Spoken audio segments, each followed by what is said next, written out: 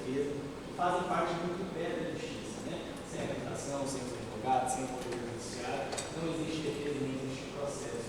E ainda mais pegar promotores tão qualificados e gabaritados. Então, eu tenho certeza que vocês exerceram o mundo da melhor forma possível. Obviamente, a defesa há de discordar de Vossa Excelência com os pontos técnicos, como pontuou o doutor Diego. Às vezes vê a defesa, a advocacia, a promotoria, divergindo de pontos de vista, mas não é por isso que às vezes nós não admiramos a promotoria, não admiramos os argumentos. Aqui um debate de ideias, de pontos de vista, a promotoria analisou o processo, bem como a defesa fez a análise do processo, e o nosso papel hoje é passar tudo isso a Vossa Excelência. Então, meus cumprimentos que levam para a comarca dos senhores também, os meus cumprimentos. Cumprimento aqui a segurança pública que veio aqui, guarda cerca que todos possam sair aqui ao final, na maior tranquilidade possível. E os nossos cumprimentos a toda a guarnição, que os senhores e as senhoras saem todos os dias de casa para nos defender, sem saber quem será defendido para a conta, colocando muitas vezes, ou sempre, a vida dos senhores e das senhoras para que possa guarnecer a sociedade. Então, nosso cumprimento a todos os dias que vocês batalham. Cumprimentar Vossa Excelência, uma honra realizar o primeiro plenário do Júri com a senhora. Seja sempre bem-vinda a Caldas Novas. Uma magistrada que a gente vê aqui é imparcialidade, que da mesma forma que dá a palavra à promotoria, dá a palavra à defesa, dá os apartes necessários e que conduz um trabalho com muita mestria. E além de tudo, cuida não somente para que os trabalhos sejam realizados da melhor forma possível, mais uma magistrada Diana, que traz biscoitinho para a gente, traz panetone, assim fica bom demais. Então, volte sempre a Caldas Novas. Obrigado pela presidência da maneira mais transparente possível. E levo meus cumprimentos também à comarca de Vossa Excelência. Espero ter a oportunidade de poder, de Goiatuba, de uma hora realizar um plenário do júri, juntamente com Vossa Excelência, naquele local.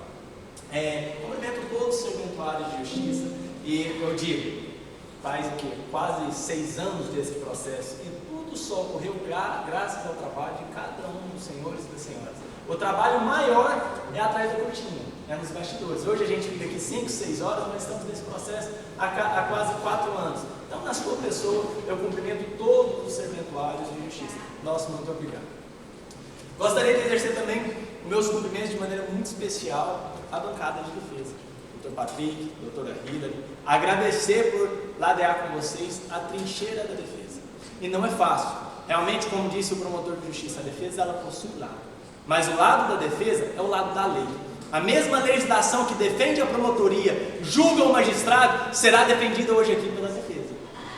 E a advocacia não pode ser criminalizada, porque a defesa ela não vem nesse plenário criar versões, doutor Patrick. Pelo contrário, a defesa veio hoje expor tudo aquilo que foi produzido sobre o crime do contraditório e a ampla defesa durante 5 anos, para que os magistrados possam julgar depois com a consciência tranquila. A Constituição Federal nos garante, somos essenciais à administração da justiça. Somos tão importantes que a própria magistrada, quando questionou a um dos familiares, procura um advogado para ver essa questão do auxílio por morte, da pensão por morte, porque o advogado ele é essencial. E o advogado ele não vem aqui no plenário criar ou impor versões, até porque este advogado que está no processo, na fase de que eu não se explicaria para cada um dos senhores e das senhoras o que isso significa. Por isso que, a hora que a promotoria começou a falar, eu repreendi e repetir quantas vezes, porque como advogado criminalista, a advocacia criminal não pode subir no plenário do júri e ser criminalizada pelo papel que faz perante uma instituição tão importante. E se não fosse indispensável a administração da justiça, não estaria na Constituição Federal. E mais, se todos os promotores, qualquer dia nas suas carreiras, se responderem por um abuso de autoridade ou qualquer crime, precisarem de uma. Então, o papel do advogado aqui não é criar versão. O papel do advogado aqui não é analisar uma situação. O papel do advogado aqui é trazer a legislação para que Vossa Excelência possa entender, para que Vossa Excelência possa compreender tudo aquilo que eu estou dizendo durante 5 anos no processo. Esse é o papel da advocacia criminal. Esse é o papel dessa defesa. E conversaremos muito sobre isso ao longo do programa. Gostaria de cumprimentar o senhor Fábio por ter acreditado, confiado no escritório, na sua defesa. E nós hoje teremos a voz do senhor de tudo que foi produzido ao longo do processo para transparecer para os jurados, para que possam julgar da melhor forma ao final. Mas eu quero dizer, Fábio, que se fosse o caso de excelência, Hoje a defesa deveria pedir a absolução, mas não é. A defesa hoje vai pedir a condenação de Fábio, porque Fábio errou e está sentado aos bancos do réu para que responda por esse crime. Mas o papel da defesa não é permitir que a régua seja elevada e nem que a régua seja aquém. É permitir que a lei seja aplicada no caso concreto. E da mesma forma que Fábio teve a oportunidade de ir embora, Washington também teve a oportunidade de se evadir. Caio também da mesma forma. E vou trazer ponto a ponto, porque precisamos trazer os estudos do que foi produzido nesse curso processual. Aqui não pode ter vocês por medida, o depoimento de um vale no meio termo, de um outro no vale, e eu quero trazer para cada um dos senhores e das senhoras ao longo deste plenário do júri. Então, Fábio, meus cumprimentos ao senhor, mas hoje eu venho aqui pedir a sua condenação e explicarei para os jurados por quais razões. Como dito, ele fugiu? Fugiu. Se apresentou para o advogado? Se apresentou para o advogado? O advogado sabia isso na Constituição Federal. E prestou esclarecimentos. Todas as vezes que foram convocados pelo Poder Judiciário, pelo delegado de polícia, ele se apresentou para que pudesse ser ouvido. Da mesma forma que veio hoje no plenário do júri. Explicar para Vossa Excelência de maneira clara e cristalina tudo o que ocorreu naquele fatídico dia. Poderia ele não ter vindo, porque eu tenho algo chamado no concessionário que não é advogado, não é promotor, são nossos legisladores, se chama de não autorização. Ele poderia ter ficado em silêncio, não falado nada, e isso não ter sido levado em consideração no ponto dele. Ele não tem a obrigação de produzir informações assim, mas está aqui para prestar os esclarecimentos. Porque no tribunal do júri, nós falamos que é um tribunal das lágrimas. Não tem ganhador e não tem perdedor. Não tem promotoria que ganha e defesa que ganha. Não tem isso. Aqui todos choram. Temos uma mãe que chorou a morte de um filho em razão do câncer que ele veio posteriormente. Mas uma mãe que chorou em razão da lesão que aquele filho sofreu. De outro lado, eu também tenho familiares. Eu tenho uma filha de 12 anos, eu tenho uma esposa, eu tenho um pai trabalhador que errou e está aqui para ser julgado e condenado, que sofre com esse processo há 6 anos. Todos erraram, não tem certo e errado. Nós temos que verificar a melhor forma de aplicar a lei no caso concreto aqui. Ponto. Caio errou, o Washington errou, ele também errou. E hoje os senhores e as senhoras têm a oportunidade de serem julgadores, porque nós somos seres humanos e o tribunal do júri, onde dizemos que é o tribunal das lágrimas, todos nós podemos um dia vir nos assentar no tribunal do céu. Todos nós. Porque somos seres humanos e não sabemos como vamos lidar em determinadas situações. Não adianta falar, a vida seria tão perfeita como a dupla promotoria pintou aqui. Ah, porque ele viu ela caindo, ele poderia ter ajudado, porque era uma senhora, poderia ter acionado a polícia. Se a vida fosse dessa maneira, estava tudo certo. Mas o Poder Judiciário existe, a polícia existe, o Tribunal do Júri existe para corrigir esses erros, porque não somos uma máquina, somos seres humanos e humanos dotados de sentimentos. Às vezes raivosos, às vezes de bondade, isso é de nós, é do instinto humano. Quantas vezes os senhores e as senhoras, às vezes numa determinada situação, falou assim, passei do ponto. Esse aqui não precisava ficar nesse ponto. Numa discussão, uma briga. Somos seres humanos. E sim, temos que fazer como todo promotor disse. Foi insultado hoje no trânsito. Virou a cara e foi embora. Mas não foi o que aconteceu no fatídico dia. Não foi a mesma sorte e o mesmo pensamento que teve Caio, Washington e Fábio. Pela ignorância humana, ignorância do homem. Por quê? Quando começou a primeira discussão, ao invés dele ter dado um chute da costela do Fábio, poderia ter ido embora e não voltado mais. Mas voltou 2, 3 vezes. Isso chama ignorância do homem. E a ignorância do homem nos leva a resultados como estes. Merecido? Não, porque ninguém tem o direito de tirar a vida do outro. Ninguém tem o direito de encostar a mão na cara de outra pessoa. Ninguém tem o direito de bater em outra pessoa. Ninguém tem esse direito. O seu erro não legitima o meu erro. E está aqui para pagar pelo meu erro. Mas não podemos viver uma utopia de colocar uma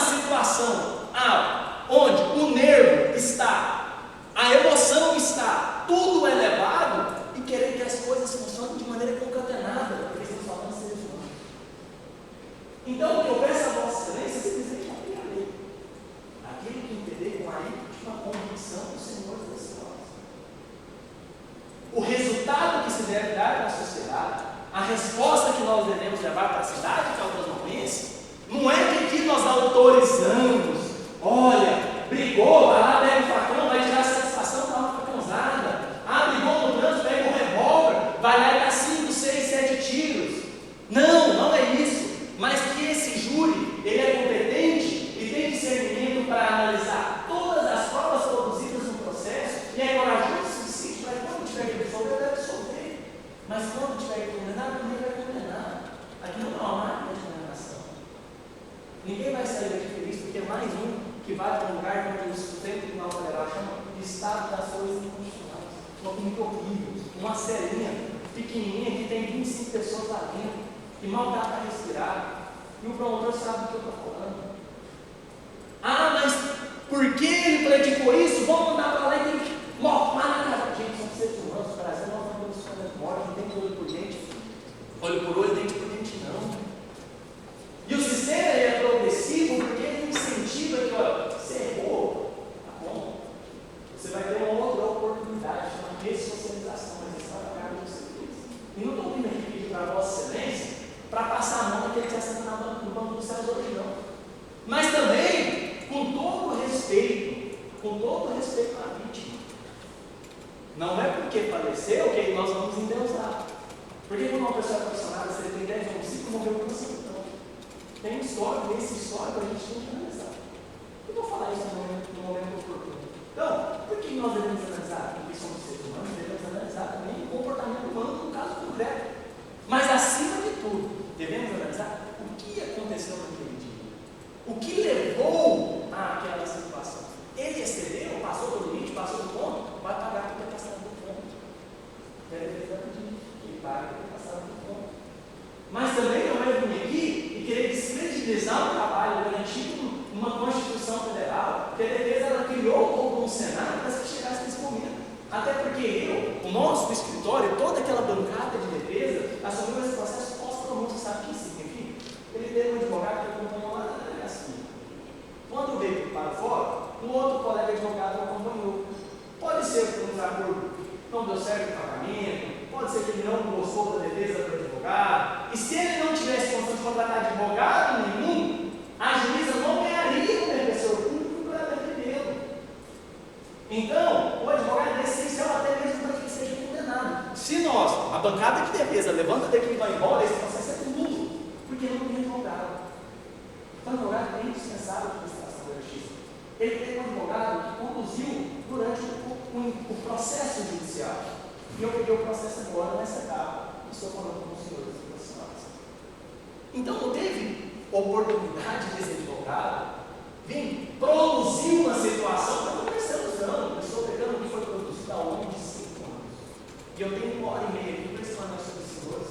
E para assim, eu peguei que deve ser aplicado com o diverso como o professor de justiça. Eu tenho 1h30. Aí eu sei que os senhores estão exaustos, cansados, cheios de coisa que deixaram para fazer, que precisam resolver. Conta para pagar, nossa senhora, meu trabalho. Amanhã eu tenho o turno dobrado de coisas para fazer. E estou aqui colaborando com o judiciário. Mas nós temos só hoje. É tão importante o papel dos senhores que vocês falarem aqui, chegaram no Tribunal de Justiça, o tribunal não pode falar assim, não foi aquilo que eles falaram, não tinha essa tese, vou aplicar essa, não vai mandar outro para o jurado e ninguém decidir. Porque a decisão de vocês é soberana pela Constituição. É soberana, o papel de vocês é indispensável. Então, ao final, que cada um de vocês já deite a cabeça e o coração no seu ser, que vocês saibam que fizeram justiça. A resposta que deve dar para a sociedade é que cada um agiu de maneira com a sua íntima convicção, os seus preceitos religiosos, pessoais, e com aquilo que analisaram de maneira imparcial no caso concreto. Não porque eu tenho que falar para a sociedade que em qualquer caso nós vamos condenar a qualquer custo. Não essa é a resposta que nós vamos dar para a sociedade. Não essa é a resposta. Então, fique tranquilo. O promotor se incumbiu de ligar para a família da vítima. Isso é um papel honroso. Mas ele vai levar, não é que a sociedade de Caldas Novas tem um livre-arbítrio para sair dando para causada nos outros. E nós devemos explicar isso. E eles chegaram a essa decisão. E nós devemos aceitar o poder do Senhor, nós devemos aceitar os senhores e senhoras, independente da posição que tomar. Porque adotar, porque analisar os fatos. Devemos respeitar a magistrada que ao final vai proferir uma decisão, com quanto de uma pena que ela verificar nos parâmetros objetivos. E devemos respeitar a posição dela. É isso que nós devemos levar para a sociedade lá fora. Senhores e senhoras, vou adentrar nos fatos. Os fatos em si. O dom do promotor, a dom da promotoria, hoje traz alguns depoimentos em 2 terços dos motivos. Isso não pode acontecer. Tudo que foi produzido pela defesa, vamos rasgar, vamos queimar, joga fora, que é uma artimanha defensiva para chegar no resultado. Mas a palavra da mãe da fonte, a palavra da mãe do Washington, todos têm um jugo de credibilidade, mas agora façam um trabalho consigo mesmo, com os senhores e as senhoras. Se são os senhores e as senhoras, se é um familiar de vocês, em uma situação dessa, você vai chegar e falar, realmente, o certo é falar, realmente, ser imparcial e ser isento. Mas no ser humano, eu vou passar a mão em algumas situações, eu vou amenizar o lado do meu filho, eu vou tentar, é do ser humano. Infelizmente, por essas e outras situações, às vezes o poder judiciário vai dar erro. E isso acontece historicamente. Não sei se os senhores conhecem um caso chamado caso dos irmãos Naves. O caso dos irmãos Naves, considerado um dos grandes erros históricos de uma condenação no Brasil. Só para vocês entenderem que às vezes nem tudo que parece ser é. E aí, quando é o Senhor Cristo, nós comentamos mais cedo, maior julgamento hoje aqui é dos senhores, é julgar, é decidir. Porque o Código de Processo Penal fala que eu tenho que ter certeza para condenar. Porque se eu não tiver certeza, eu tenho algo que chama de dúvida do réu. Na certeza de mandar um inocente para a cadeia, eu tenho que absolver.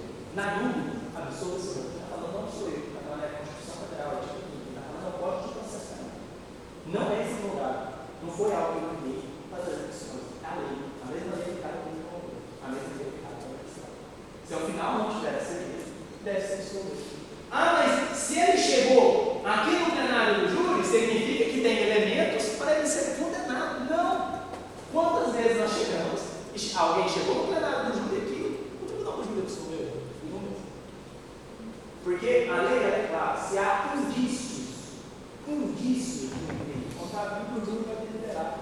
E vai ter algo que vocês irão analisar? Simplesmente, vocês absolvem ou condenam, com sim ou não. Vocês não precisam fundamentar, porque isso é baseado na livre convicção dos senhores. Aqui cada um traz consigo, com os senhores e as senhoras da justiça.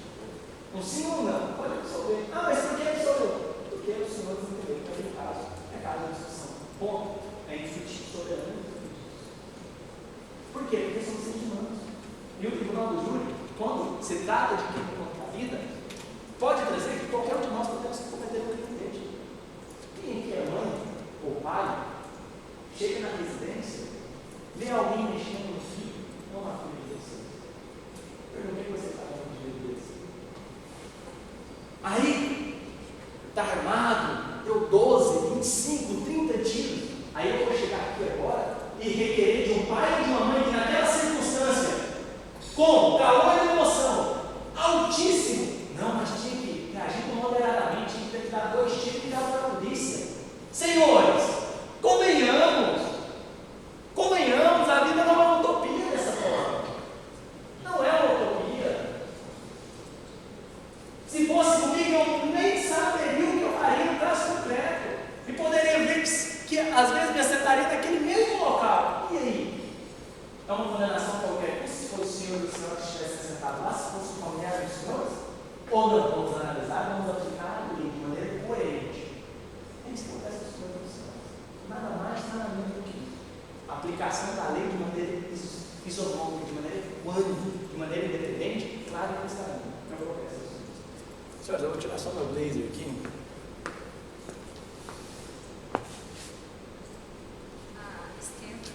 Pois é, a gente vai andando para um lado para o outro, já estou dando um suado ali, volta para marmita.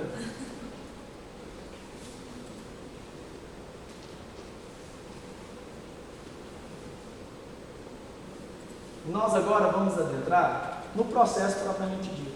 Quero trazer os depoimentos, quero trazer várias questões sustentadas, levantadas pela promotoria.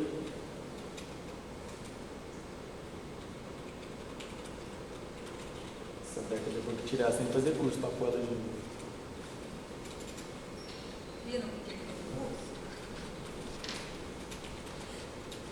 Esse curso acho que não tem vaga para matricular.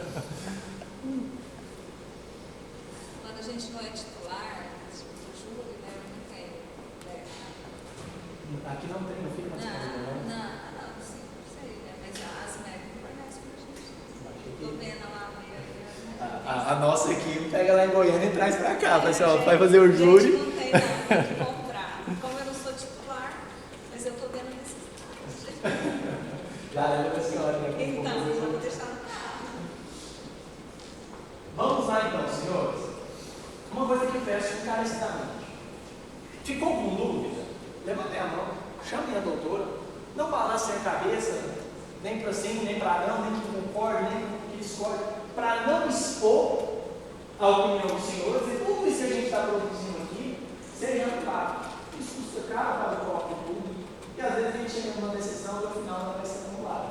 Então, chamem a magistrada, façam a pergunta para ela, igual vocês já fizeram, e ela vai responder seja para a promotoria, seja para a defesa, mas não julguem com dúvida. É o que eu peço ao senhor e ao senhor. Não julguem com dúvida, tenham dúvidas.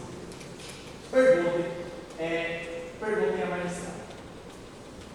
Dois pontos que eu quero iniciar a debater com os senhores. Os depoimentos. Que o Fábio errou, ele errou. Mas eu não posso descredibilizar, como assim quis a promotoria, o depoimento realizado pela senhora Reginalda e pelo atual agora esposo dela. Porque ele busca trazer que é o único depoimento nos autos, fala assim, não, é só esse depoimento criado pela defesa, para dar sustentação ao que o Fábio disse. Mas eu não vi a promotoria que disse que se incharia todo o processo, eu fiquei até mais tranquilo, porque você agora com mais calma, depois eu só trago o que ela trouxe. Mas parece que o cara não prestou depoimento. E os nossos sentimentos, esses sinceros sentimentos, são amigos. Mãe nunca mulher fez, mas não fez o filho, em razão da desavença que ele fala. Vamos separar as situações. O Fábio está aqui sendo acusado e julgado, uma discussão de uma lesão corporal, segundo a promotoria de justiça, na verdade é tudo isso. Se aquela lesão fosse a causa da morte, nós vamos estar em sua tentativa, a gente está falando de si, não é o caso. Então, vamos dividir a situação. Vamos nos ater ao fato que os nossos sentimentos reais à família da vítima. O cara prestou depoimento de dois dos autos. Como diz o promotor, no mundo do crime, a verdade tem que ser reta. Mas o depoimento do Caio, duas vezes foi ouvido pelo delegado, foi ouvido em juízo, e o depoimento do Washington, não bate. Porque eles buscam tentar amenizar a situação do lado deles. Doutor, onde é que o Caio foi ouvido em juízo? O outro trazer para me ser delegacia duas vezes. E foi ouvido em juízo o Washington, não foi o Caio. E o senhor nem trouxe ele. O Washington estava nos fatos. O Caio foi ouvido em juízo? Só para saber. Quem o Washington. Ele falou o Caio. E aí, o Washington, que estava no local, também participou da incitação, não foi anulado porque não quis esclarecer as coisas.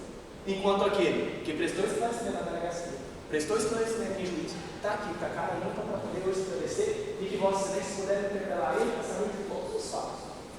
Ah, mas por que ele não trouxe isso? Porque os depoimentos são muito histórias.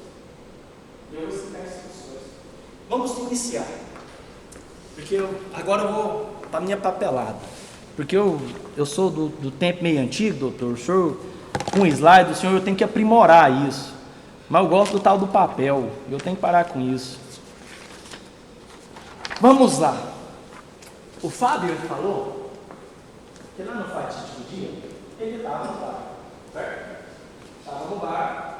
E aí, a Reginalda pediu para ele conversar com o dono do veículo, para que abaixasse o som. Ele foi fazer um favor. E olha, a bola de neve que virou a vida dele. Foi fazer um favor. Ele não tinha nada a ver. O barco não era dele, o carro não era dele, não estava incomodando a ele. Ele foi fazer um favor. E hoje está sentado na cama do céu.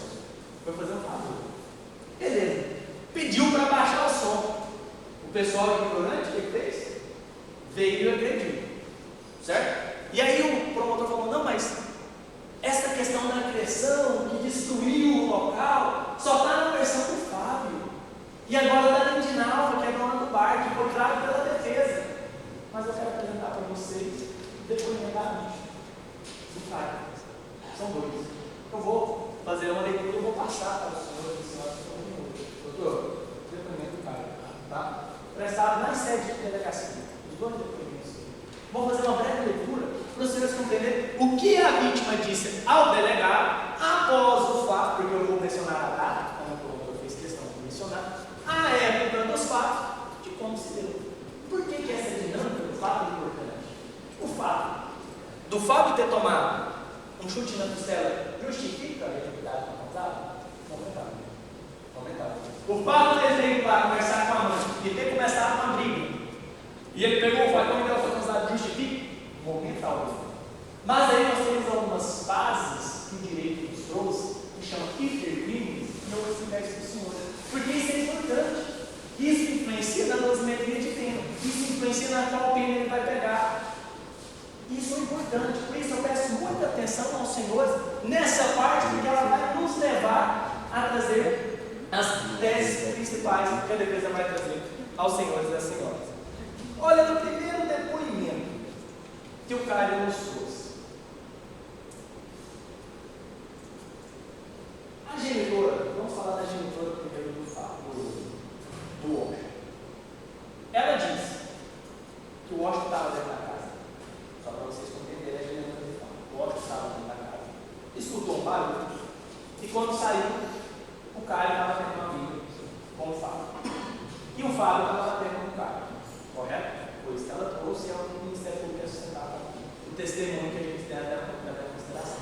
E aí a gente tem que fazer um comprovado de tudo que foi produzido para a gente poder chegar próximo à verdade real. Porque aqui nós nunca vamos conseguir chegar à verdade real. Nunca vamos conseguir. A gente vai ter que se aproximar dela o mais próximo possível.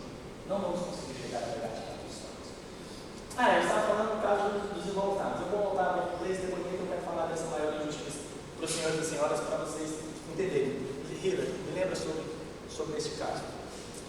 Olha o que o Caio ele nos falou sobre o fato em si, lá no bar.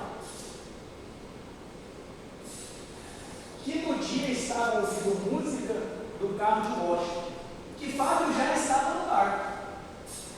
Quando o declarante Osho chegar, e pouco tempo depois, Fábio, descontente com a música, sem falar com o Osho ou com o declarante, deu uma pesada na porta do carro, reclamando da música.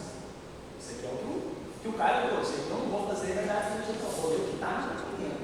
Vou ler o que está no documento. Independente de quem é beneficiou, ler o que está no documento. Deu uma pesada na porta do carro. Fábio, descontente com a música, sem falar com o Osho, com o declarante, deu uma pesada reclamando da música. Que neste instante, o declarante se dirigiu a Fábio pedindo para que não fizesse aquilo, pois não havia necessidade, bastava conversar.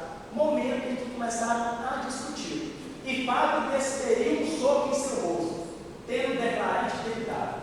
Isso é o que vai falar. Então, cara, já falou disso. Que primeiro, ele já começou a ser. Primeiro, o Fábio chegou, deu uma pesada na porta do carro. Depois, ele não precisa fazer isso. O Fábio bateu nele e ele revidou o Fábio. É isso que ele trouxe para nós até o presente momento. E Fábio saiu do bar e o declarante percebeu que o mesmo iria buscar algo no sentido de continuar a briga. No momento em que o declarante chamou o Washington para ele ir embora. Então, aí ele falou que o Fábio saiu do bar e ia buscar alguma coisa. Vocês viram que, infelizmente, nós não vamos chegar na verdade que elas fazem, porque as pessoas elas vão tentar puxar cada um do seu lado, então a gente vai chegar o mais próximo do que é verdade. Isso aí que está falando foi a vítima. Aí eu vou prosseguir para os. Ele já disse: não teve briga, história falaciosa, história inventada, só a Lindinalva, cada um no bar que trouxe essa briga. O depoimento da vítima. O depoimento da vítima é importante no processo? Vamos prosseguir. Que o Washington, então, agora vamos falar da segunda fase.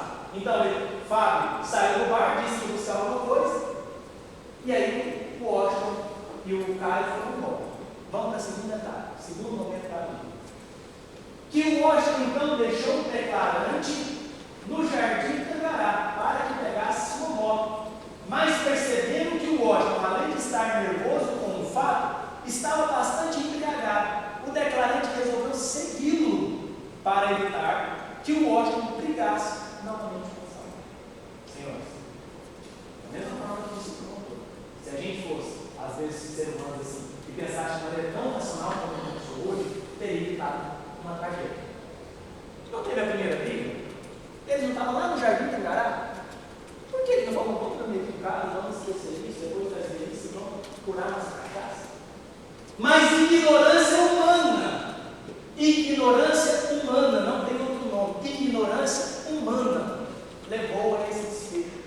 Ignorância do homem de querer medir força em situações que não precisa e auto-coloca a sua vida em risco, porque nós não sabemos como o outro ser humano vai agir. Burrice, na linguagem popular, de todos os reis. Se cada um tivesse baixado fogo na sua casa, ninguém tinha vivido essa situação. Mas chegamos nesse ponto, e agora, inclusive os senhores, achar uma solução para a ignorância do homem. Esse é o papel dos senhores. Julgar o erro, a ignorância do homem, da melhor maneira, da maneira mais justa. Vamos dar continuidade então à fase 2. Esse é o primeiro depoimento.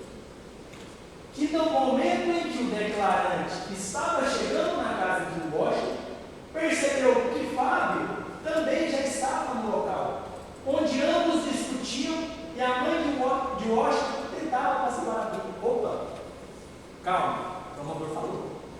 É uma versão falaciosa do Jucimar. Uma versão falaciosa criada pela defesa, que dois estavam batendo em um, não teve diálogo, já chegou com o facão, porque quem anda com o facão é porque trouxe ele um pouco lindo. Eu não vou nada depois, vou explicar um pouquinho mais. Mas, senhores, quem está falando isso aqui é a vítima. Segundo momento, Washington foi deixar o Caio em outro setor. Washington foi na frente, Caio montou na moto. Não vou deixar meu amigo desamparado, não, vou para a casa do meu amigo. E foi atrás dele. Chegou lá, já viu uma discussão. E quem que falou para a discussão? Washington e a mãe do Washington. O que a mãe do Washington disse? Não quero descredibilizar o mundo dela. Não quero, mas eu entendo ela como mãe. Está tudo certo. Mas não vamos pegar também agora, querer tentar a defesa contra os maldosos, que estão criando versões para os senhores não. O que está escrito aqui? Caio. O documento do Caio. Caio é a vítima. O Caio é a vítima, né? Que na verdade não é bem vítima assim. Mas vamos colocar os pingos nos is. É o nosso papel aqui hoje para o senhor. Então, na segunda etapa, que no momento em que o declarante estava chegando na casa do Washington, percebeu que Fábio também já estava no local, onde ambos discutiam e a mãe de Washington estava apaciguada. Opa, então, Washington já estava lá discutindo com Fábio e a mãe dele tentando apaciguar. Isso aqui casa com o que foi dito pela mãe dele? Então não é a versão do Jucimar ou da Linguinalva que foi criada para trazer veracidade ao que o Fábio disse, não. A própria vítima, o Caio disse isso. Vamos prosseguir. Que o declarante interviu na discussão. Opa, se ele viu um amigo dele discutindo, ele podia ter ficado na casa dele. Ele poderia ter ficado na casa dele, ele viu um amigo discutindo, ele interviu na discussão, mas ele não falou quando ele interviu. E aí, por isso, ele interviu novamente. Eu vou explicar para os senhores. Interviu na discussão. E Fábio, de imediato, retirou o facão, não sabendo o declarante falar de homem, e um golpe que vinha na direção da sua cabeça. Então, no segundo momento, estava discutindo o Washington, a mãe estava tentando apaziguar, ele chegou e interviu, não falou como. O Fábio disse, quando eu estava discutindo, ele chegou e me bateu na cabeça. Como que foi a intervenção, ele não trouxe. Cada um vai analisar a sua situação, está tudo certo, vai não tentar chegar mais próximo da versão real, não ser dentro daquilo que foi todos os autos. Não vamos distorcer o que está no processo, não. Fábio retirou o facão, não sabendo, né, para te informar de onde. E o Fábio chegou com facão, já golpeando, em casa com essa situação. Aí depois, isso aqui foi no dia 14 de 3, quando foi no mês de maio de 2019, o Cairo Ranieri de Souza, foi ouvido outra vez pelo delegado, segundo depoimento. Aí no segundo depoimento, ele já traz o seguinte: ratifica o depoimento prestado em sede policial no dia 14, ou seja, ele conferiu, e questionado sobre a versão dada pelo magistrado, ou seja, nesse meio termo, ele foi lá na delegacia e prestou esclarecimentos e deu a versão dele, segundo a promotoria, a versão criada, né? O qual afirmou ter agido em legítima defesa e declarante nada, que efetivamente entrou em luta corporal com o Fábio no bar do Estado. Então, no primeiro momento, onde ele não tinha briga nenhuma, ele confirmou novamente, eu realmente entrei em luta com ele. Eu entrei em luta corporal com ele, ele confessa.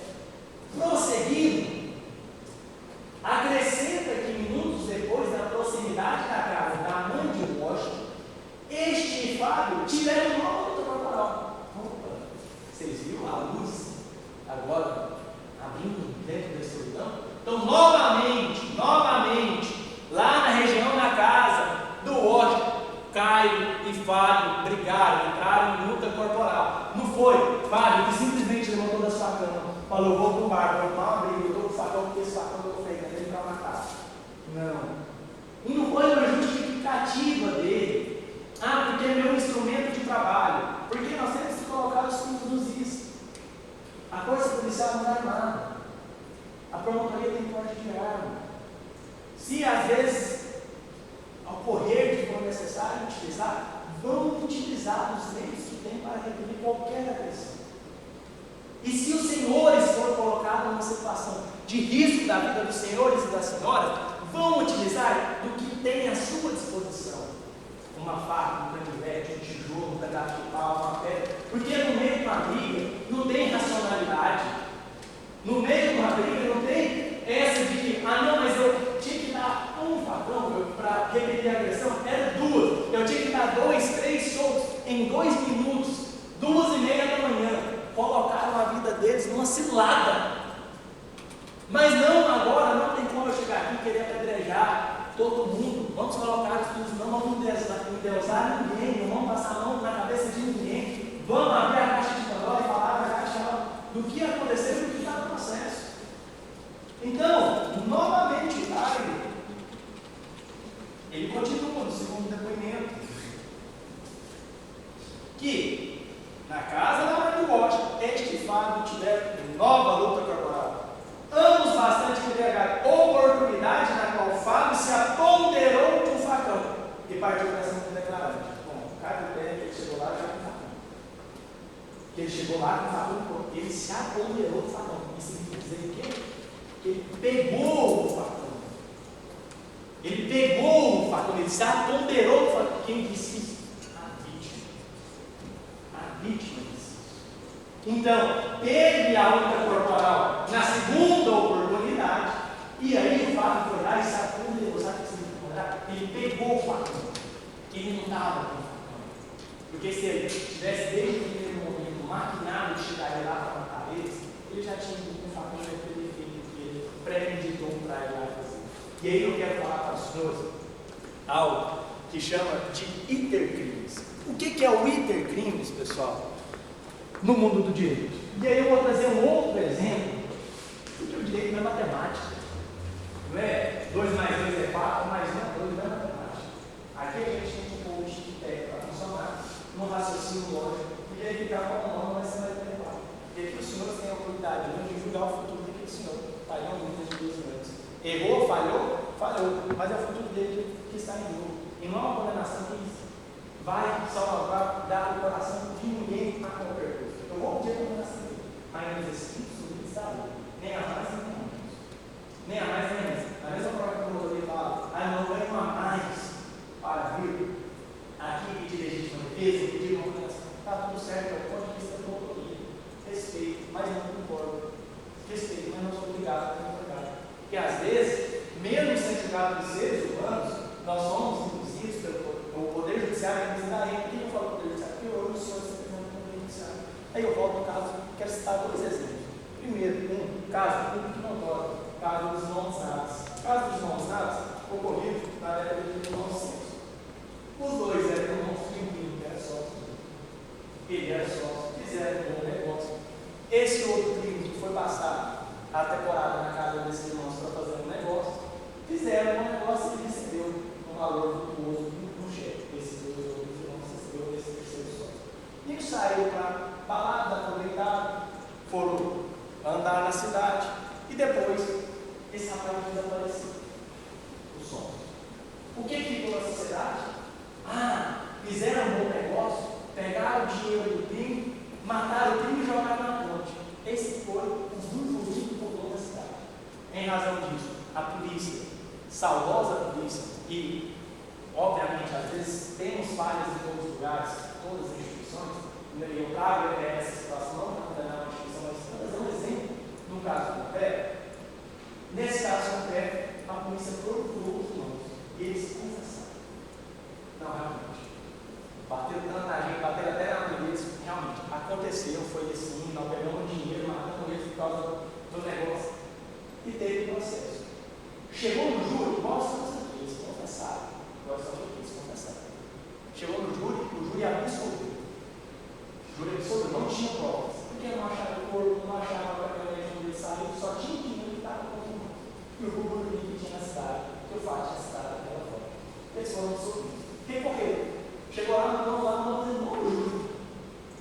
Fez novo júri. Nesse novo júri, novamente ele foi absolvido. Outra mudança, obviamente, da legislação é só para as pessoas entenderem que às vezes nem tudo que parece é o que significa ser. Teve um novo júri, absolveu novamente. Recorreu, em vez de mandar fazer o condenou-eles. Ficaram presos. Posteriormente, progrediram de regime, foram colocados em liberdade. Sabe o que aconteceu? Foi localizado naquela história, mesmo com a condição deles, mesmo com a condição deles que embasou uma condenação, ele foi localizado vivo. E depois de anos, os irmãos já tinham falecido, foi reconhecido uma indenização altíssima do erro que ocorreu no Poder Judiciário. Então, nem tudo que parece ser isso, senhor e senhora, tem que se ater com o caso concreto, porque senão a oratória e a retórica que aqui, o meu reconhecimento advogado da promotoria, nos leva a uma situação que não existe caso concreto, porque esses dois depoimentos não foram trabalhados, ou foram trabalhados, os foram apresentados, tudo que o pai disse na delegacia. Não trouxe, pintaram para ele como uma vítima, um coitado, e que inclusive uma das testemunhas que estava aqui disse que sabia desse não pode, a gente tem que analisar caso a caso e prova a prova. Isso é muito importante para vocês. Então, não raras às vezes, nem tudo que é, parece ser, é. Por isso que eu estou trazendo as provas que não usamos. Errou? Errou, vai pagar. E a gente vai pedir a transação dele. Vamos chegar nesse ponto. Eu estava falando para o senhor, tem um negócio chamado intercrimes. O que é o intercrimes? Intercrimes é a fase. A fase que alguém, para chegar lá na consumação, não passa. Por exemplo, o senhor Jurado. O senhor não vai defender o crime, mas o crime vai ser na mente. Então, depois dessa ressalva, você traz o que qual o caminho de você? Aonde eu vou? Se eu vou fazer um mal para alguém, eu vou fazer como? Com o quê? Então, começa a cogitar. A cogitação, o pensamento, não pode ser político. Se eu estou pensando nele, pode estar pensando no pior de mim. Não pode ser político, porque sabe os senhores na mente de cada um. Então, o crime começa aqui, cogitação. Depois inicia uma segunda parte, chamada de atos preparatórios. Atos preparatórios, eu percebi que eu não vou matar, então eu vou matar a minha avó, eu vou começar a me preparar, eu vou comprar a minha avó, ou vou pedir emprestado. Eu começo a preparar para a prática. O ato preparatório é depender de qual for, é crime. Se eu comprar uma arma de fogo, crime pode chegar lá. Se eu comprar uma porta, eu posso fazer crime, porque você cortar uma porta não é crime no nosso ordenamento jurídico. Até crime tranquilo. Depois dos atos preparatórios, eu ensino a fase de execução. Agora eu vou executar aquilo que eu cogitei, que eu preparei, eu vou pôr em prática. E quando eu chego nessa fase de execução, eu tenho alguns caminhos. Isso estamos falando para a pessoa que se preparou. Eu tenho alguns caminhos a serem seguidos. E esse caminho começa agora a divergência da promotoria e da defesa de maneira técnica que eu vou explicar para os senhores. Por exemplo,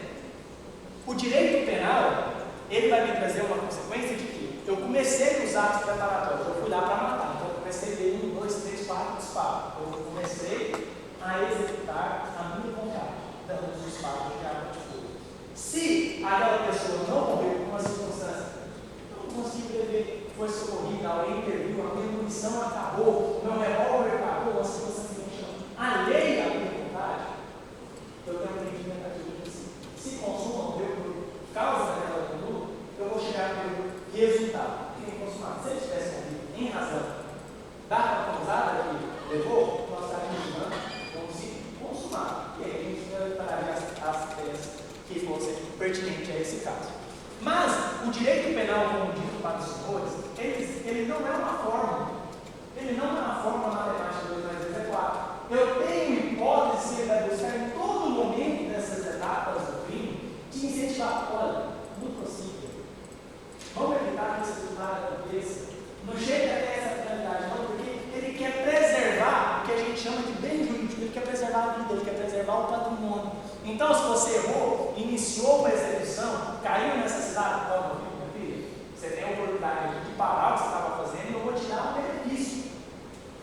A lei fala de benefício, a lei vai falar de privilégio, de causa de diminuição pequena, é lei, a lei tem que ser aplicada do Chico e Francisco. Pau que bate em Chico, tem que bater em Francisco. Se eu tenho causa realmente pequena para agravar, eu tenho que também diminuir quando a lei assim permitir.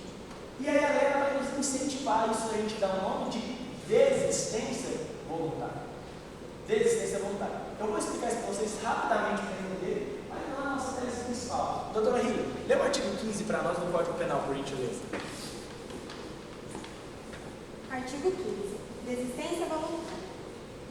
O agente que, voluntariamente, desiste de prosseguir na execução ou impede que o resultado se produza, só responde pelos atos já praticados. Alguém que começou a praticar aquele crime, iniciou o ato de execução, mas ele voluntariamente desistiu, ele parou de proceder. Mas quem deu 2 disparos, tem como parar de prosseguir? Se o cara tem 12, ele parou no segundo.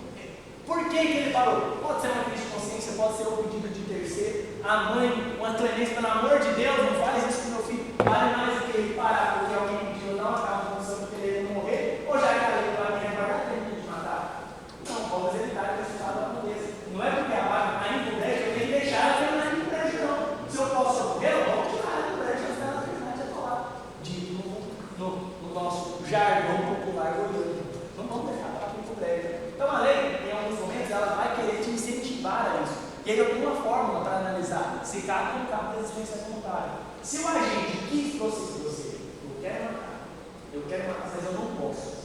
Porque alguém impediu, alguém segurou, arrumou meu facão, a polícia chegou. Então, eu quero continuar, mas eu não posso. É batido, porque eu tenho uma circunstância que está me impedindo de conseguir continuar. Mas, se ele não quer prosseguir e pode prosseguir, ou seja, ele poderia continuar descendo os golpes até a resultado minha, mas ele não quis, ele optou por parar e ir embora, independente de qual seja a circunstância. Se alguém tem me impedido, eu tenho uma desistência voluntária. E qual que é a consequência da desistência voluntária? Não estamos respondendo nada, responde pelos atos praticados até aquele momento. E qual foi o ato? Ele não foi lesionado? Ele não foi lesionado? Eu tive um crime de lesão corporal. Mas é uma lesão corporal gravíssima, porque eu tive a perda de braço, a perda de comando do membro foi inutilizável por resto do crime. A lei é uma dos guardar isso. E isso eu não estou para fazer na minha íntima convicção, ou por já para o senhor, se chama Código Penal. E eu gosto de citar essa doutrina, doutora Hiller. Pega a doutrina do Rogério Sanches, por favor. Traz dela aqui, por gentileza. Vou na mesa, não gosto de fazer. Essa doutrina chama Código Penal. Ele foi realizado por Rogério Sanches. Rogério Sanches começou a ganhar na carreira que ele não fazia. Ele é promotor de justiça. Quem está falando isso agora, mas eu funciono desse exemplo, não chama Lucas Moraes. Está no Manual de Direito Penal, volume 1, Rogério Sanches, um promotor de justiça. Então, o que é o promotor? Ele vai me falar sobre isso, para vocês verificarem se nesse caso vai aplicar ou não vai aplicar. Só para vocês entenderem que o direito não é uma matemática. O que ele vai me dizer? Olha um exemplo. Exemplo de desistência. João, com a intenção de matar, desfere 5 facadas em um. 5? Opa, quantas facadas? 5 facadas. mas ele abandonou a sua missão. Então ele está falando, olha, o Antônio chegou lá, o João chegou lá querendo matar o Antônio. Deu 5 facadas. Ele foi lá querendo matar. Ele queria o resultado, morte. Mas ele abandonou. Ele deu e falou assim, pelo amor de Deus, o que eu estou fazendo na minha vida? Olha a consequência. Deixando o Antônio viver, embora com lesões graves. João será punido por lesão corporal. Eu tenho uma situação muito mais grave. A pessoa saiu de casa dizendo que queria matar, foi atrás da pessoa, desferiu 5 facadas e ele desistiu. Meu Deus, o que eu estou fazendo na minha vida? O que eu estou fazendo na minha vida? Desistiu. Por que ele não vai escrever no tentativa de homicídio? Porque a lei nos diz, olha, meu filho, seja feliz com consciência, Deus tocou no seu coração, alguém pediu para mim, se você roubou, graças a Deus salva a sua vida. Você vai responder, não vou passar na sua cabeça. Mas você não vai responder como você queria responder, de uma maneira muito mais grave. Eu vou te dar este benefício de graça, você não permitiu que aquela coisa fosse, porque ninguém tem direito de dar ninguém. Mas a partir do momento que nós somos seres humanos falhos, e começamos a ver, começamos a persistir, eu tenho a oportunidade de sair daqui. E a legislação penal, ela busca, então, ensinar assim, a qualquer momento, se você sair dela, eu vou te beneficiar. E aí, se eu tenho essa lei, eu só vou aplicar o pau no réu, quanto pior, melhor, quanto mais grave, cadeia dele. E quando tem benefício, eu não aplico, não. Aqui não é nada de condenação, não. Se fosse o Senhor, se fosse o familiar, se fosse eu gostaria que aplicasse. Mas porque é um outro, eu não vou aplicar, não, mas podemos esquecer que é um semelhante. Da mesma forma que foi um semelhante que ele agrediu e está aqui, como um homem sentado no banco dos céus, para que seja julgado. E compareceu a todos os fatos, enquanto o Washington, que também polarizou toda a discussão, não compareceu. Não compareceu. E aí nós temos que credibilizar tudo que ele falou, porque a testemunha da palavra da defesa, não pela acusação, a defesa está programa, não precisa disso, não é uma defesa que seja uma trabalhar. Não tem uma vasta experiência que tem um novo promotor e o gabarito como exemplo, mas humildemente como aprendemos todos os dias. O que a gente busca que é que o senso de justiça seja aplicado mais para mim. E eu, ao longo da minha carreira jurídica como advogado criminalista, nunca vou forjar uma situação para beneficiar a pessoa, trabalhar com o que está dentro de nós. E vou pedir a continuação dele. Poderia ter filho para treinar. É um pai, um menino de 12 anos. É um pai. Mas tem que ser educado com o outro. E na lei dos homens. E assim vai ser. Mas eu vou ficar vindo aqui, fazendo teatro para buscar algo. Então, isso aqui é resistência voluntária. Lucas, de maneira objetiva, o que você está fazendo para nós? Qual é a tese? Eu trouxe um exemplo de alguém que quis matar. Começou o ato de execução, foi atrás do cabelo, desferiu 5 facadas e durante o ato retribuiu. Falou, não quero mais matar. A lei vai falar, você vai receber só pelos atos praticados, correto? No caso, é um pouco divergente. Por que nós vamos trazer legítima defesa? Contradito pelo depoimento do Caio. Eu disse que iria entregar para os senhores e as senhoras.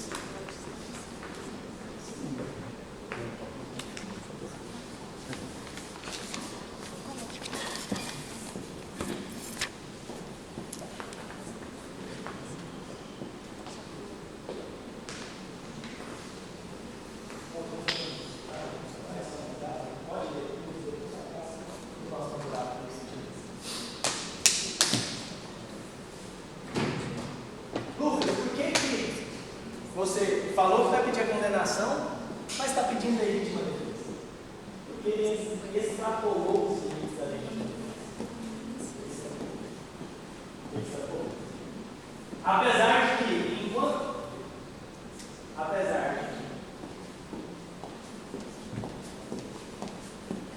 seres humanos, e durante uma discussão, a gente não consegue medir e ser ponderado na força que você está usando, nas palavras que você vai colocar, você não consegue ser racional a esse ponto. Utopia. Todo mundo já teve bastante história de vida, em alguma situação, o Senhor falou assim: eu estou não precisava ter olhado assim de voz, não precisava ter chegado. Se envolver em alguma discussão, poderia ter saído daquela discussão, mas o valor da emoção não permitiu. E depois saiu dele. Vamos ser irmãos. Às vezes, alguns servem de tardiamente. Vamos pagar com isso, nessa peça. Um ano, homens e mulheres. Se estiver nessa terra, para isso. Na lei dos homens. E ele está aqui para pagar na lei dos homens. Só que, em algumas situações, a lei, e por isso que a gente fala que no tribunal do júri, tudo cria dúvidas, porque você começa a se colocar em alguma situação e fala assim: poxa, como que teria sido? Como que eu teria agido? Como que eu teria reagido numa situação? Como, se fosse o senhor, como que eu reagiria num assalto? Chegou na casa do senhor e disse assim: olha, vê alguém começando um filho ou uma filha, ligariam primeiro para a polícia, iriam para a cima, como agiriam? Não vamos conseguir concatenar de maneira racional. Não sabemos como vamos agir. Não podemos falar que nunca se sentaremos na vida. Não podemos.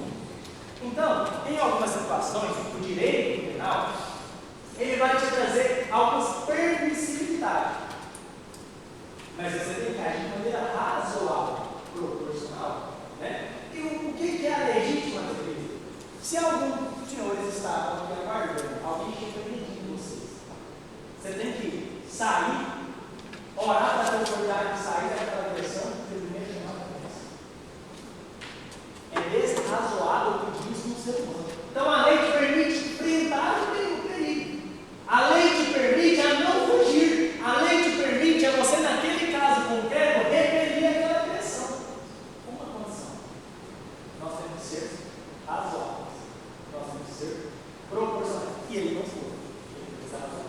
E eu vou pedir condenação dele. Por essa desrazoabilidade. Mas também não vou endeusar porque faleceu, a vítima cai, como ele mesmo disse no depoimento dele, que teve 2 lutas corporal. Não vou endeusá-lo porque a gente, quando eu perguntei a testemunha, sabia da verdade que você deu a testemunha? Quando eu questionei, é para medir a pessoa também, tem que ser da pessoa. Respondeu uma verdade de homicídio, chegou na casa dela, poderia ter ficado lá, mas optou por ir como um amigo para a casa dele. Ele optou a ir para um momento que poderia ter uma briga, porque ele poderia ter pensado em se identificar na sua casa. Merecia, eu vou te falar que merecia. Porque ninguém merece ser acusado, ninguém merece ser atacado, ninguém merece ser xingado, ninguém merece apanhar, ninguém merece tomar tiro, ninguém. Não merecia. Mas em algumas situações, se você for colocar naquele risco por uma questão que não foi você que deu, a lei vai te falar: empreende, mas seja razoável. Empreende, mas seja razoável. E aí a gente chega agora na legítima defesa. Onde é a legítima defesa? O cara disse que lá teve uma opinião corporal. O que a lei de Naval falou? Ele falou: porque eu, o que ela ganha de vir cá hoje ajudar o Fábio?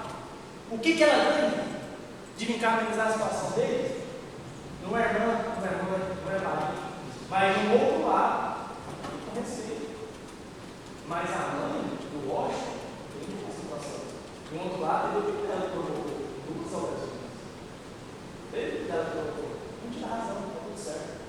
Mas não é porque ela também está defendendo o filho dela, que agora eu vou colocar uma versão cristalina no processo, que não bate nem com a versão da vítima carne, porque ela disse, no que ela disse, não bate com o que Caio disse.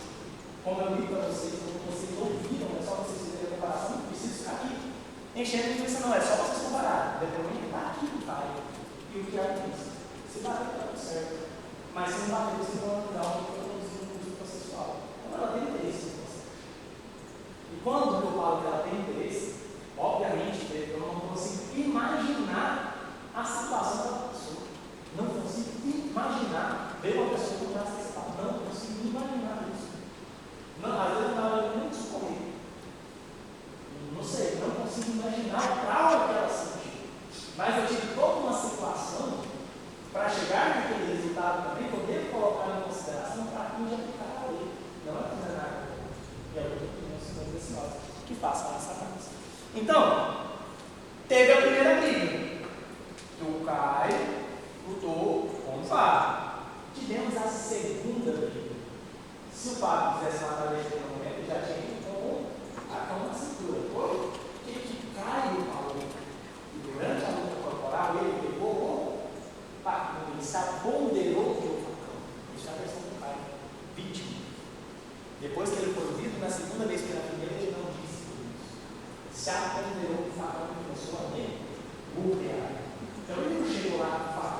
de surpresa, ele, ó, Caio, hoje é seu dia, porque você me xingou, porque... Não foi assim. Ele chegou lá e Caio disse que ele estava tendo uma discussão com o Washington e com a mãe do Washington, que estava tentando apaziguar a situação. E ele interviu, mas ele não disse que ele interviu. Mas o que aconteceu com a situação? Os dois foram para cima de um só. E quem confirma isso é o senhor, que eu até agora não gravei o nome dele, que hoje minha cabeça está... Jucimar. Depois de Gêmeos, doutor, eu estou falando velho, minha cabeça não está seguindo mais nada. Deixa aqui lá. Tem. O senhor Jucimar não apareceu do nada. Não. Ele resolveu passar um dia. Não, gente. As coisas não acontecem dessa forma. E ele viu, que confirma com o depoimento do Caio Witt, e confirma o depoimento da Lindinalda, dona do bar, que disse que teve uma luta corporal. O Caio Witt disse que teve uma luta corporal. O Gessimar disse que teve uma luta corporal na casa. O Caio Witt disse que teve uma luta corporal na casa. A vítima dizendo anulada pelo promotor de justiça. Infelizmente, não é nosso para trazer essa versão, mas foi ouvida na frente do delegado de polícia. Não foi a defesa porque lá, na época, nem contratado era. Foi o delegado de polícia. Então, é uma vítima que quer justiça. Ela disse que fez a luta corporal. Então, quando eu inicio uma luta corporal, a lei vai dizer, olha, se você iniciou sem dar justa causa daquela situação, você pode repelir a injusta agressão. Significa dizer, se vocês são uma parte do plenário do júri, alguém vai lá e vai dar para vocês têm o direito legal de repelir aquela agressão injusta. Se alguém chega na casa de vocês chegam na casa dos senhores e da senhora, e alguém, às vezes, está praticando mal injusto com o familiar de vocês têm o direito, garantia legal de repelir aquela injusta agressão. Garantia legal, desde que seja razoável. Não vou pedir legítima defesa para você, porque a causa de legítima defesa aqui está isenta de pena. Se eu reconheço a legítima defesa, eu estou falando, olha, você agiu razoavelmente, você não vai resolver, não vai ter pena nenhum. Não puxa para ele. Por quê? Vou dizer para os senhores, está com código penal? Abre o artigo, por favor. Os 3 e o parágrafo 1. 1 hora e 4. Oi? 1 hora e 10 minutos, você me fala, eu vou visitar, você vai falar e eu vou... 23?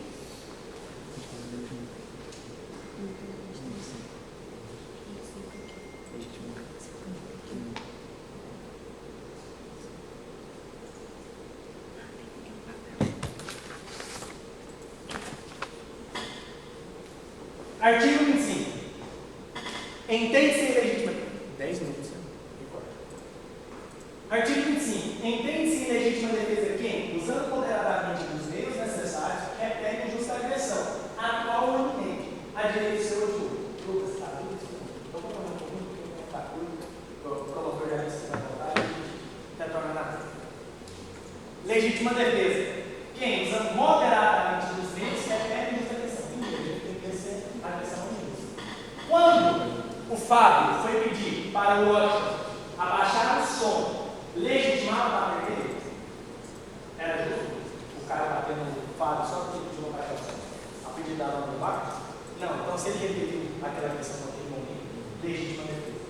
Ele foi na casa conversar com a mãe do Washington, que disse, quando chegou, a conclusão já estava acontecendo, mas não, o cara trouxe. E o depoimento do Caio lá em sede de delegacia disse que os dois chegaram juntos. Olha aqui. Pega o depoimento do Caio também. Só para mim mostrar essa conclusão. Não, perdão.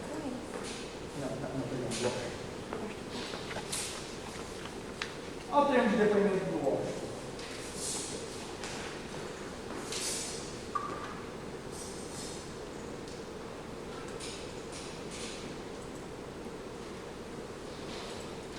Olha o depoimento do Washington.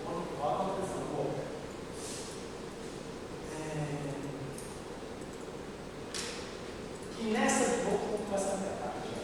Que nessa discussão trocaram alguns empurrões. Estamos falando lá da discussão do bar.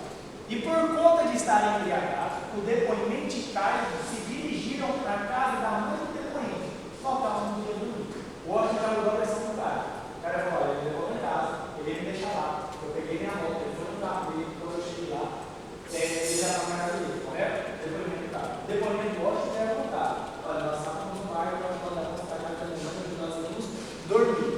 Chegando lá, que ao chegarem na porta do imóvel foram surpreendidos por Fábio, que já se encontrava de posse do facão, que Fábio desferiu diversos golpes na direção da cabeça de Caio, o qual se defendeu utilizando de seu antebraço. Então, na versão de Washington, quando ele chegou na casa com o Caio, eles foram pegos de surpresa com Fábio já com o facão e foi para cima do Caio. Mas nem o Caio sofreu esses facões de Cício. O Caio disse: olha, eu queria ter no caso, estava no cara. Ele foi embora. Eu cheguei lá e estava brigando com o Washington, estava levando discussão entre eles. A mãe dele interviu e eu intervi na briga. Ele não fala bem, ele interviu. O Fábio veio se parecer, ele chegou com um soco na cabeça. Eu consegui desviar, ele estava batendo comigo, o Fábio foi para cima do Caio. O que o Caio disse? Que ele se apoderou do facão e o nome da preta e foi para cima dele.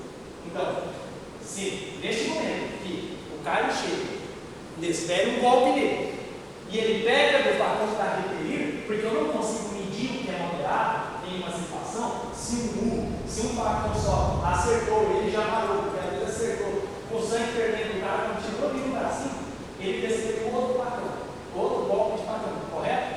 Mas ele se transportou. Porque a hora que o Caio caiu, ele poderia ter pegado, já me defendido, deixou embora, mas ele se transportou.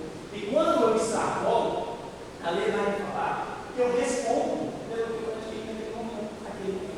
Então eu tenho aqui, olha o que vai me dizer, parágrafo único. Não, parágrafo único.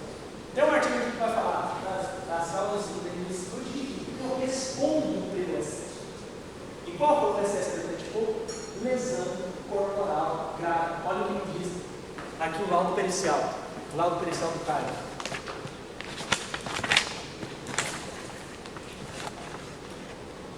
Abre 129, lesão gravíssima no caminhão.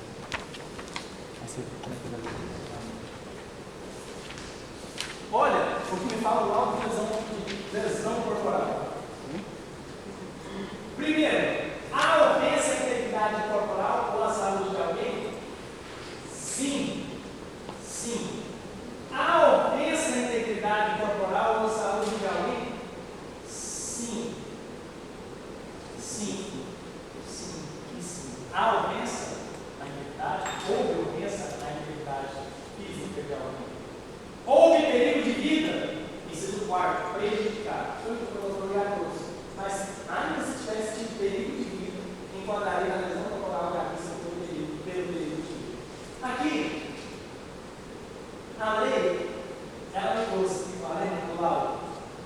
Sexto, resultou em incapacidade permanente para o trabalho, enfermidade incurável, debilidade permanente de membro, sentido ou função, aborto ou aceleração do parto ou deformidade permanente, ou seja, teve, quando eu pergunto, tem uma deformidade permanente, eu tenho uma debilidade da minha função para o resto da vida, como disse o promotor do X. Item 5, sexto, 5, perda de membro superior. Então, o que ele pega para vocês? Com base no meio do Caio, ou uma luta corporal, ou uma luta corporal na casa do Washington. O Washington estava lá, participou, e a mãe dele apaziguou, graças a Deus que apaziguou, graças a Deus que apaziguou. Quando o Caio desferiu o primeiro murro nele, legitimou ele a revidar. Ele revidou, mas houve desproporcionalidade.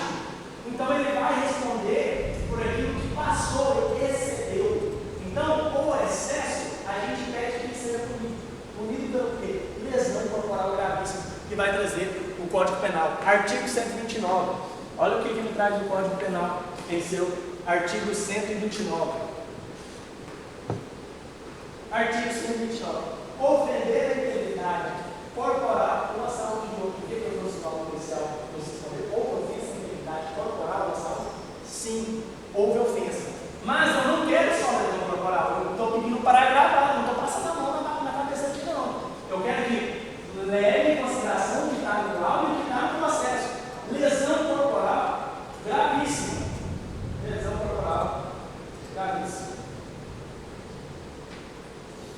Se resulta perda ou inutilização do membro, sentido ou função. Ele pergunta.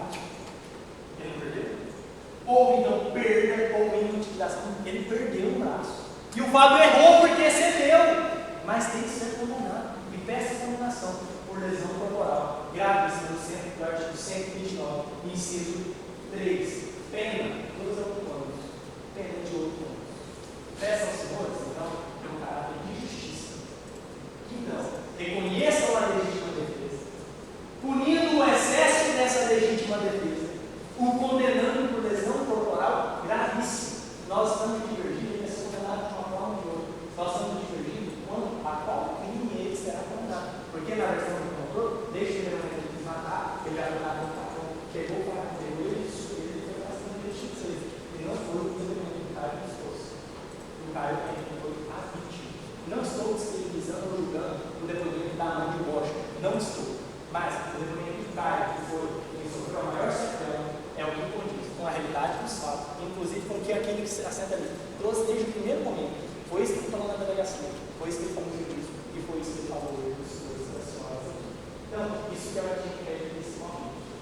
E em contrapartida a isso, Vossa Excelência, não entender pela lesão corporal, não, a gente não compreende tudo que o senhor trouxe aqui, Lucas, seja aplicado a legítima defesa com excesso, condenando por lesão corporal. A gente não entende. Nós vamos seguir o que o promotor disse. A íntima convicção dos seus, mas tem convicção de que a resposta fundamental da sociedade é que esse tribunal enfrentou tudo que estava no processo e jogou com a íntima convicção do que está na relação com a religião dos seus e do que foi apresentado na colocação. E vocês ouviram atentamente. Porque assim ou não, vocês vão julgar o futuro daqueles senhores. Todo mundo vai embora para casa. E ele fica com você do processo. Obviamente, claro, porque ele praticou um ato e está aqui concluindo a disciplina. Então não estamos passando a mas se assim entender que não, a tese da promotoria de tentativa de homicídio, pena de 12 a 30 anos, é que deve acontecer, o que nós entendemos, a regra lá em cima, nós temos uma causa de diminuição de pena que chama de privilégio. E aí o doutor Patrick vai trazer essa causa de privilégio e eu venho arrematar. Tá. Boa tarde a todos, cumprimento Vossa Excelência, bancada do Ministério Público, policiais militares, eventuários, bancada de defesa, ministro do Cídio, e me volto a honrar Vossa Excelência. Vossa Excelência, nós somos os julgadores do dia, os mais importantes que temos a tarefa mais difícil de hoje. Vossas Excelências, que ao chegarem em casa, terão que deitar o travesseiro, encostar a cabeça do travesseiro e dormir com a tranquilidade de que aqui hoje é justiça.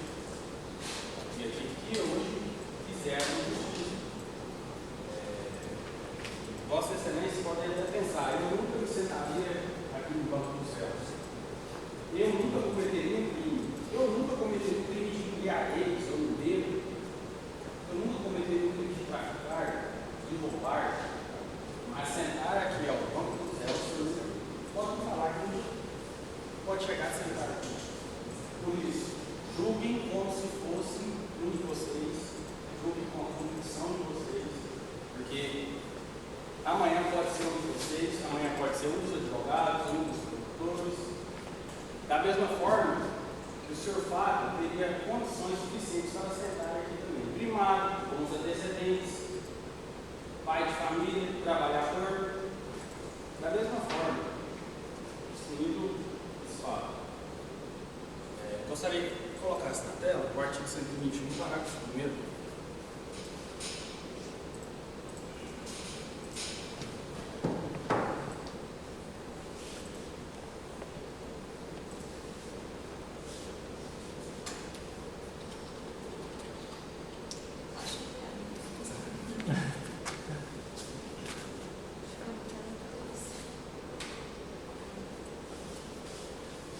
Quem diz isso aqui é o Código Penal, não é o Código Penal da defesa ou da acusação. É uma causa de diminuição de pena. Se o agente comete o crime impedido por motivo de relevante valor social ou moral, ou, agora físico, sob o domínio de violenta emoção, logo em seguida a injusta provocação da vítima, o juiz pode reduzir a pena de 1/6 a 1/3. Quer dizer isso? Que se o pedido de uma emoção elevada, logo em seguida a provocação da vítima, a gente tem que fazer o adentamento dos fatos. Primeiro, vamos pedir a emoção, o que é, às vezes, emotivo para mim, não é para o senhor, não é para a senhora, mas nós estamos falando do seguinte: estamos num local de perigo, já tomou uma estabuada no quarto, chega na residência, conforme já relatado, a suposta vítima intervém, onde começa a briga, que aí a gente está falando da questão do privilégio, da causa de diminuição de pena. Dessa forma, vem a defesa demonstrar que, em caso de condenação, deve ser reconhecido essa causa. Devolvo a palavra. Senhores, arrematando o que o Dr. Patrick disse, que é o privilégio? O artigo sempre de parágrafo primeiro, televisão legal. Quem provocou, quem começou a lesão corporal? Foi o cara? O cara entrou em duas lutas corporal com o Fábio? Entrou? Então, houve uma injusta provocação por parte do cara. Porque ele pediu para baixar o som, mas não provocação. Diante disso, gerou um estado anímico, uma forte emoção.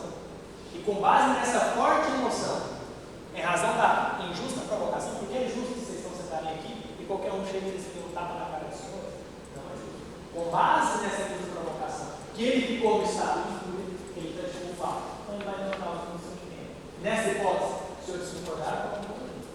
Falar, realmente, a pena de 12 a 30, porque a defesa diz, não faz sentido o depoimento do cara, não existe isso. Exclui o depoimento dele, que é vítima do caso, sendo sua promotoria. Mas então a gente vai pedir que vocês indo com a promotoria, então reconheçam essa diminuição de pena. E a juíza que vai fazer ela ao final. Então reconheça o privilégio, a gente chama isso de privilégio. Aqui que a gente diz, a lei está aqui para ambos. Para o preto, para o branco, para a mulher, para o pobre, para o rico, para o bilionário, para todos, iguais. Não é porque é bonitinho, é feio, que vou aplicar a legislação de pena, porque a lei manda. Então se fosse o jovem, o idoso, qualquer um que estivesse sentado ali, se preencher os requisitos, nós temos que aplicar. E aí, como julgadores, aos senhores e senhoras aplicarem essa lei, não a mim enquanto advogado e tampouco enquanto a defesa. Então, excelência, volta para o silêncio.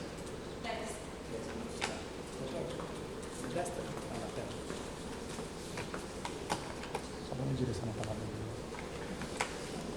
Então, senhores, de maneira resumidamente, o que a defesa pediu, com base no depoimento do cara, de maneira principal, primordial, reconheçam a legítima defesa, porque quem iniciou a lesão corporal no bar foi o Caio.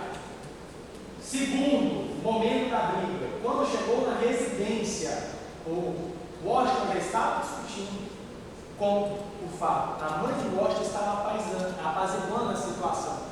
Em razão disso, Caio chegou e interviu. Em razão da intervenção, houve uma injusta provocação, que ele repeliu, porque ele se aponderou do facão, que o Caio disse. Ele se aponderou do facão.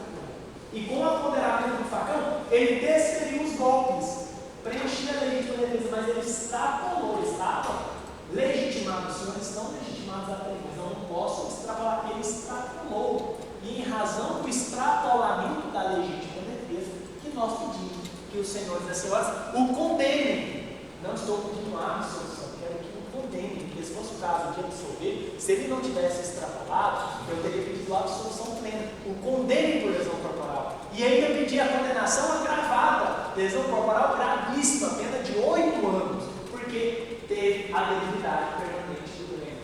E aí a gente tem que analisar que esse excesso é cada caso.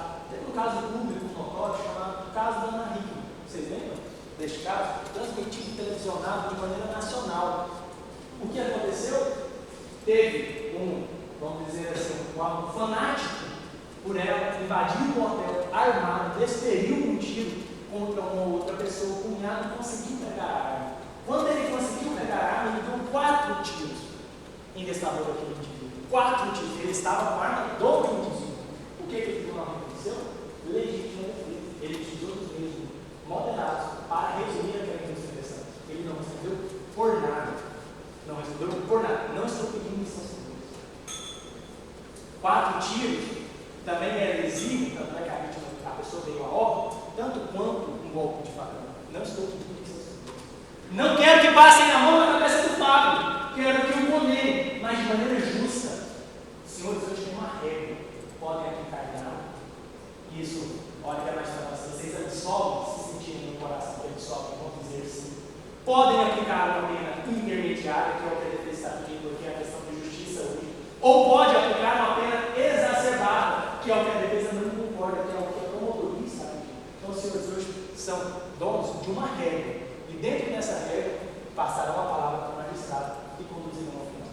Então, agradeço a autoridade de cada um dos senhores e das senhoras que eu tenho ouvido com a da mesma forma que emprestaram os ouvidos para ouvir a promotoria, com muita tranquilidade. Eles vão voltar, se for caso, a defesa também vem fazer uma parte de maneira prévia, pois sabemos que estão cansados. Mas esse cansaço, vamos pegar firme nessa reta final, porque a gente está jogando a vida de um pelos próximos 12 a 30 anos. Então, a responsabilidade de vocês é extrema. Então, muito obrigado e julguem com muita sabedoria. Qualquer dúvida ao final, voltem a palavra por isso. Excelência, mais uma vez agradeço a doutora promotoria, agradeço a Vossa Excelência. Na segunda etapa do júri, agora eu direciono a palavra a Vossa Excelência. Obedecendo a soberania dos veredictos, volto os autos para a Vossa Excelência. Então, os termos do artigo 59, quando vamos falar de dosimetria da pena, atendendo a culpabilidade do agente, ela é instar o próprio tipo penal, seja de lesão corporal gravíssima ou de tentativa de homicídio. Os antecedentes é bons, ele é primário em todos os termos da lei, não responde a nenhum processo, tampouco eventual condenação.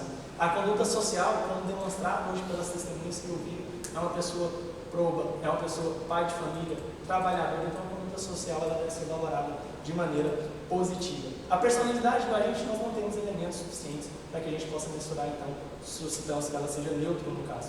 Os motivos e as circunstâncias devem ser levados em consideração favoráveis ao agente, porque ingressou em uma briga onde foi incitado por outros dois agentes.